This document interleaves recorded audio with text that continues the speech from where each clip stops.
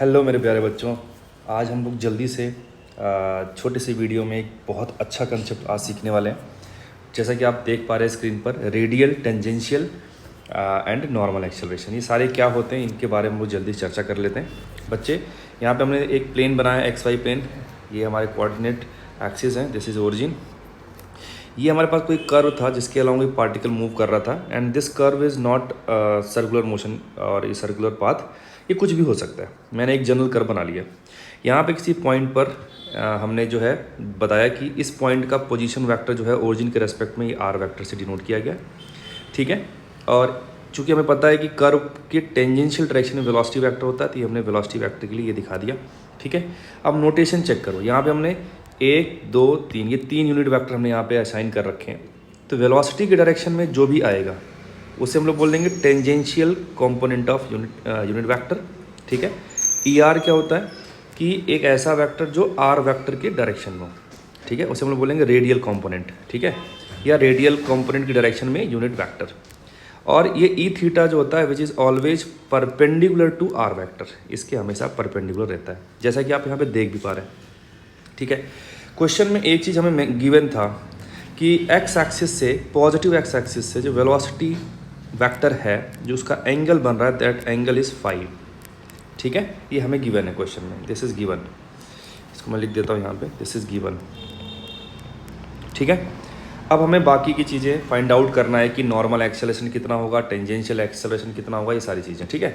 देखो ध्यान से, अगर मैं इस वेलोसिटी को वेक्टर फॉर्म में लिखना चाहूँ तो मैंने वेलोसिटी के 2 कंपोनेंट कर लिए। आप देखो, ऐसे वेलोसिटी है, ऐसे ये वेलोसिटी है, ये एंगल कुछ होता तो उसका एक कंपोनेंट ये आएगा, एक कंपोनेंट ये आएगा। हमें ये पूरा एंगल फाई दे रखा है यहाँ से लेके यहाँ तक, तो ये आएगा 180 माइनस 5, इधर आएगा v cos 180 माइनस 5, तो ये जगह माइनस v cos 5 आएगा ना, ओके।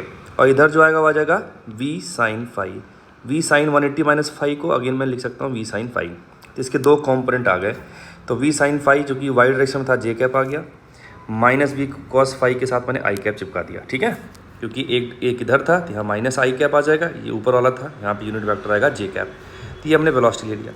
तो जो नेट वेलोसिटी आई है उसमें अगर आप ध्यान से देखो तो मैंने v को कॉमन लिया, तो ये हमारे पास एक जो है डायरेक्शन दिखाने वाला एक वेक्टर मिल गया, यूनिट वेक्टर। हमें कैसे मालूम चला यूनिट वेक्टर है? अगर आप इसका मॉड लेते हो, अंदर वाली चीज़ का मॉड अगर लेते हो तो cos square 5 plus sine square 5 आएगा ना, और जिसका वैल्यू कितना होता है, इसका वैल्यू था 1, सही है। तो ये यूनिट वेक्टर है जो हमें सिर्फ किसके लिए काम में आ सकता है, ये डायरेक्शन बताने काम में आ सकता है। उसको मैंने ई टी कैप असाइन कर दिया, मतलब ये ई टी कैप हमें मालूम चल गया, ठीक है। अब इसको डिफरेंशिएट करो। एक बार मैंने इसको कांस्टेंट रखा, प्रोडक्ट रूल लगा रहा हूँ बेसिकली मैं, प्रोडक्ट रूल लगा रहा हूँ मैं। तो एक बार मैं इसको कांस्टेंट करूँगा, इसको डिफरेंशिएट करूँगा, और एक बार मैं इसको कांस्टेंट रखूँगा, इसको डिफरेंशिएट करूँगा।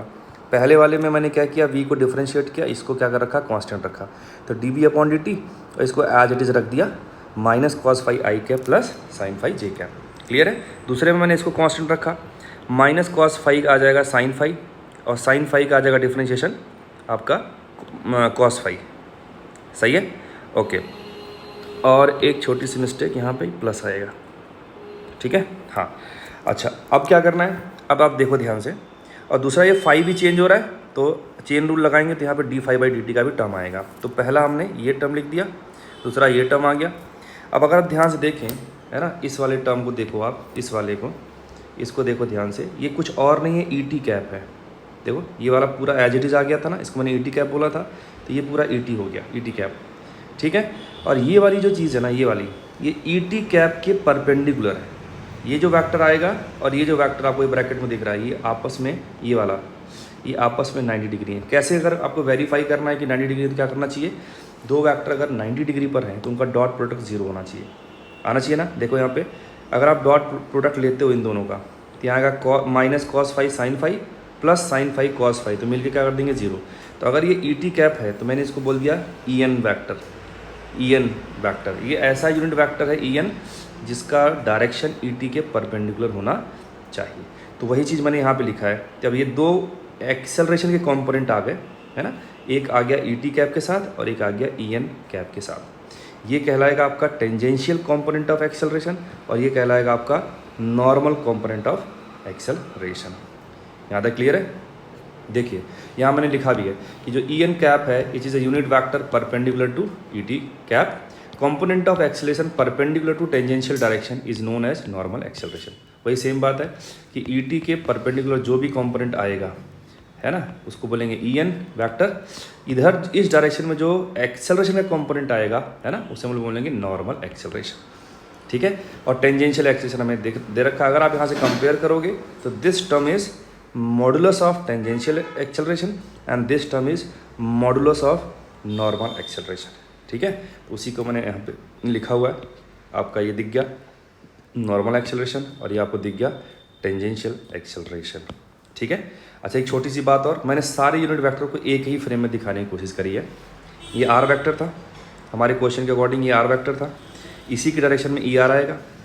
क्वेश्चन में वेलोसिटी वेक्टर इधर कहीं पे था, ये पूरा एंगल फाई बन रहा था है ना, तो ये ई टी हो गया। ई टी के परपेंडिकुलर हमेशा कौन आएगा? नॉर्मल आएगा। और ई आर के परपेंडिकुलर हमेशा कौन आएगा? ई थीटा आएगा। तो ये सारे लोगों को मैंने एक ही फ्रेम में दिखा लिया। ठीक है, तो बहुत सारे लोग कन्फ्यूज़ होते हैं कि ई थीटा क्या है, ई एन क्या है ना, तो और ई टी क्या है ना, ये सारी चीज़ें हमें थोड़ा सा इस क्वेश्चन के थ्रू पूरा क्लियर हो जानी चाहिए है ना। अच्छा, अगर हम सर्कुलर मोशन की बात करें, ठीक है, ये सर्कुलर मोशन कोई पार्टिकल परफॉर्म कर रहा है इस जगह पे, इस पॉइंट पर अगर आप ध्यान से देखो तो इसमें होता है क्या, इधर ही आपका टेंजेंशियल डायरेक्शन भी है कि नहीं, और इसका रेडियल इधर है क्योंकि रेडियस वेक्टर ये हो गया, ई आर वेक्टर इधर आ गया, ई आर वेक्टर इधर हो गया, टेंजेंशियल आपका ई टी इधर आ गया। तो अगर आप ई टी के परपेंडिकुलर ड्रॉप करोगे तो इधर ई एन आएगा, है कि नहीं, ई एन आएगा। क्लियर है? तो यहाँ से हमें एक मालूम चलता है कि जो ई एन वैक्टर है, ई एन वैक्टर और ई आर वैक्टर ये दोनों सेम डायरेक्शन में आ जाते हैं in case of circular motion. और दूसरा ये भी बोल सकते हो कि ई थीटा जो होगा, ई थीटा देखो ये आर वैक्टर था, ई आर के परपेंडिकुलर कौन आएगा? ई थीटा आएगा, और टेंजेंशियल भी इधर ही आ रहा है ई टी। तो in case of circular motion E theta cap और ई टी कैप ये दोनों सेम डायरेक्शन में आ जाएंगे, वही मैंने यहाँ पे लिखा हुआ है। ठीक है, तो ये बच्चे जो क्वेश्चन था बेसिकली ये एक तरीके का एक क्वेश्चन है पाथफाइंडर का, तो मैंने इसको एज अ कंसेप्ट ही यहाँ पे बना दिया। अगर आप जाके देखोगे एमसीक्यू का कोई क्वेश्चन था, वो क्वेश्चन नंबर एग्जैक्टली याद नहीं है,